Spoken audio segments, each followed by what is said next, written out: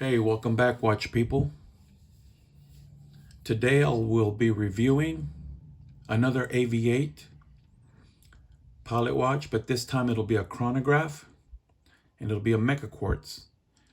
I really enjoy that watch and hopefully I'll give you a little insight and my opinion on it. But first I'm gonna do a wrist check. This is the Timex Ironman, very durable. I beat it up, cut the lawn, and do everything else with it. In my opinion, it rivals a Casio G-Shock. And in fact, I'll be doing a review soon on this watch, my opinion on it. And I'll be doing a review on a G-Shock DW5600 that I own, and then a comparison video between the two. By the way, my name is Hector, and welcome to Winding Crowns.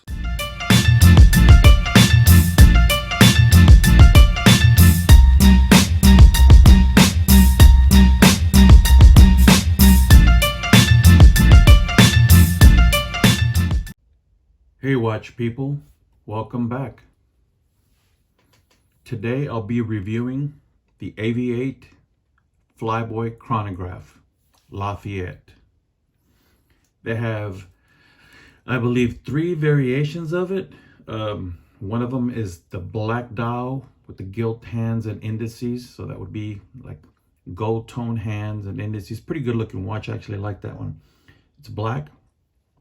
They also have a blue dial variant, and then they have a salmon dial. It's going to be like a pinkish peach color. It's not orange, and it's not pink. It's more like that color right there. It's a good looking color, actually.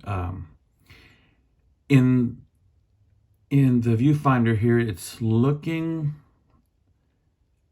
like a peach orange, I don't know, tannish, but what I can see with my own eyes, it's slightly pinker than what it's showing here. Kind of hard to catch that, but I mean, you probably like what you're seeing now, but if you could see what I see, it's got more copper tones. Let's see. It's kind of right there. You can kind of see a little bit more copper in it. It's a good looking watch. This one is actually quartz. The last review I did on an Avi-8 Flyboy was a non-chrono with black dial, and it had an automatic NH35 movement. This one actually has a mecha quartz. So it's going to have, like here I have the second hand stopped at 12 position. As you can see though, the second hand is ticking, right? But if I want to have this as a second hand on the chrono, I would hit the top button. That starts it. Now if you notice, it's not ticking, it's more of a sweep. See that? Look at that hand there. See, that ticks. It jumps and stops, jumps, stops, like a typical quartz. But if you run in this one, that has a lot faster. The ticks are much closer together and it's more of a sweep. It's real nice. A lot of people like the mecha quartz movement for that reason. And I like to see it, you know, move around every once in a while. But since that one's moving anyway, I usually stop it, take it back, snaps right back to 0. Look at that. Well, I should say 12 o'clock, right between the 1 and 2, and it lines up really, really nice. Now on this one here, you got the 3 sub dials. One you see at between the 9 and 10. One you see between the 2 and 3, and then the little one that's just a little bit bigger at the 6 o'clock. And the placement, they call it, I've always heard in the watch world, because I've been watch collecting forever, since I was like 18 and I'm 50. So you do the math, and they've always called this the Tripax Positioning, when you have on 1, 2, and then 1 down here. You also see the typical 12, 6, and 9, but you usually see those in automatics, and you see them with 7750 movements. This is a mecha quartz.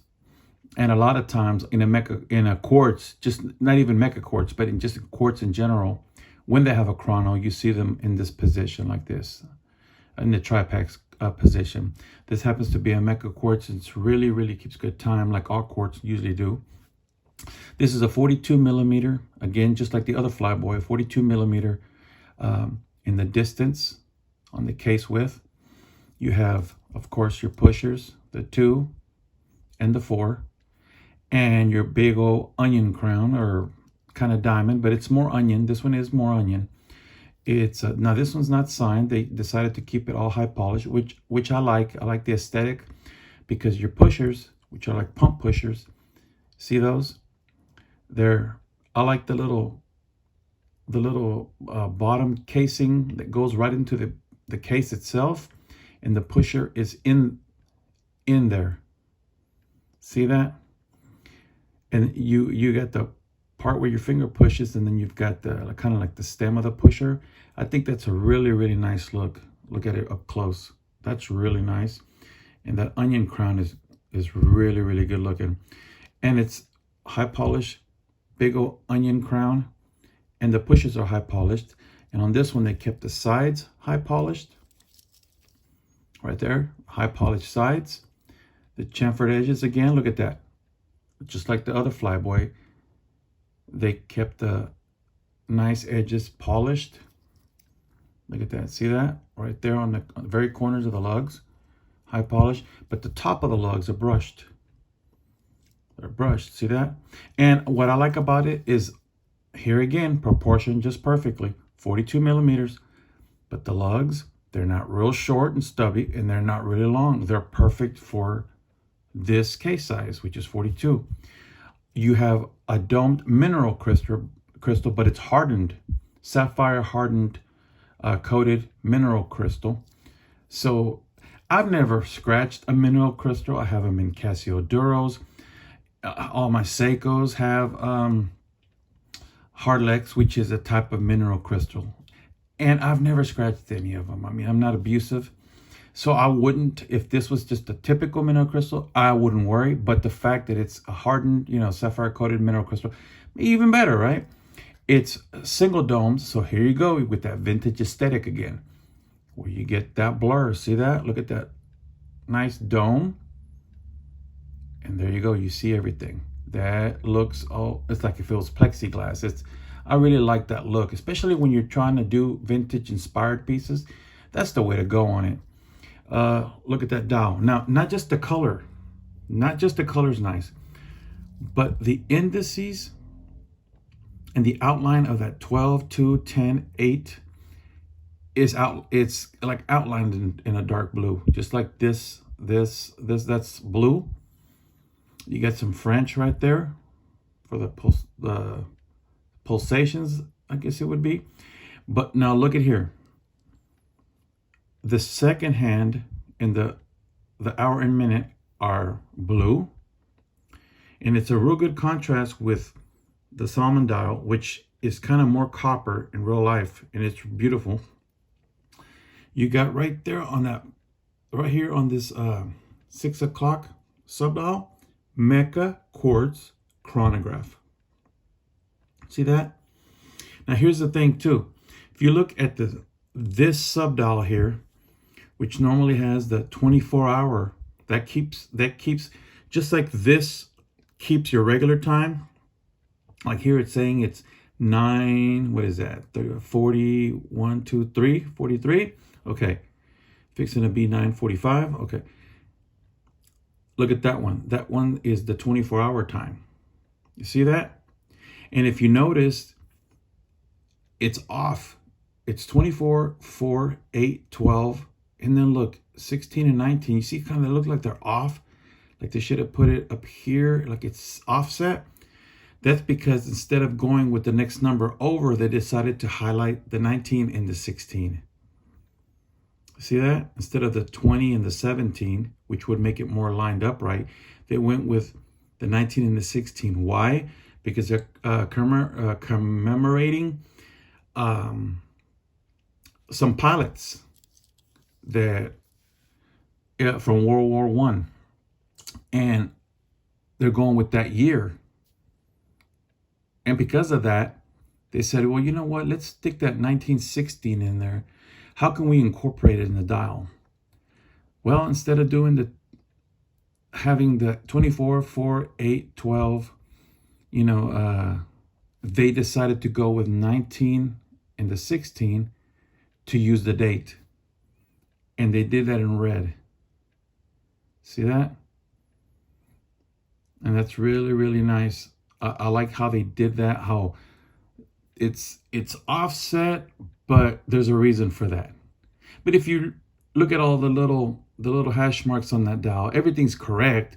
They just decided to elongate the 16 and 19, which is uneven with the 4 and the 8. You see that? The 4, the 8, let's see how that one's longer, but it's offset, and they did that on purpose. It was kind of clever. I think that's pretty cool. Also, you see the bullseye there, the red border with the white, and then the blue in the middle that matches the blue hands. And then that's loom in that hour and minute hand. And you see the 12, 2, 8, and 10 are loomed, but so are the blue indices. You wouldn't think they were, but see that indices glows. Not just the 2, but the little piece of indice right behind it. That long one here, this one, that, it all. You're saying, how is that even possible? It's dark blue. They managed it. I don't know how they managed it. I don't know. I need to write them and find out how they did that. But see, look at this. You got your brushed bezel. See there? I'm getting some light so you can see it. Then, of course, your drop off. Then it gets polished on the outer edge of that bezel, that very end, and then the high polished here. You have a nice case back again engraved, all stainless, steel, Mecca quartz movement, 50-meter water resist, and then you have the Lafayette. I got tape on there, of course, like I do on my watches. You got the solid end pieces, which I love. Solid links on its Jubilee. Push pins, which are easy to remove in size. 3 micro adjust. There's your nice clasp, milled section, middle part, so it's not all twangy, and it's really, really tough. Click it in there. There's your lock, your deep engraved Avi-8. And instead of going with the shiny Jubilee, with the shiny sections, usually they're brush outer, shiny in the middle. No, the whole thing is brushed. And I didn't do that. That's how they did it, completely brushed. I really like how they did everything, guys. They look at that. You can already kind of see the loom. If you noticed, there's the brushing. See that? That's all brushed. Sorry for the smudges from my hands, guys, but it's all brushed. Look at that. Nice brushing, brushed. Look at that. They went with a black date wheel, big number 6 there. The numbers are very legible, and they framed it. Everything they do is about planes and flight, guys. From the name itself to all the historical stuff and the dates on there and the Lafayette, just everything about it. And it wears really, really nice. It's really, really nice. I'm a big fan of Avi-8, of a lot of things, though. Rolex, Omega, Tag Heuer. I like knives, my Spydercos. You got the Nebos and Surefires and Olites. I like toys. But this is a really nice watch, guys. Let me try it on for you. So you can see the wrist on the wrist. 7 1/4 inch wrist. Wears really, really nice. And there we go. What you guys think? Pretty nice, huh? Let's see here. I think it wears extremely nice. Not too big, not too small. Perfect. And I'm going to show you a loom shot right quick, so you can kind of see what I was talking about. I think it's going to cover that 10. That minute hand is on that 10. But let me kick some lights right quick and try to show you what I'm talking about here. By the way, guys, I know I get all these knives and watches and all these toys, but look what I'm drinking. A mimosa. Yeah, that's me. That's me. That's all me, guys. Anyway, let's check the lights and show you what's up. Hit it again one more time. See what I mean?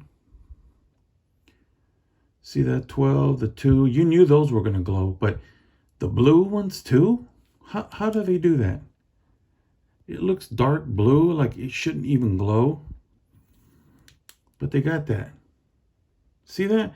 Look at next to the 2, next to the 10, next to the 8, at 6 o'clock, and above the 12. Oh, that's blue. Those little sticks are blue. And look at that subdials glowing in the night because of so much lume on those hour and minute hand that it's glowing underneath. Look at that.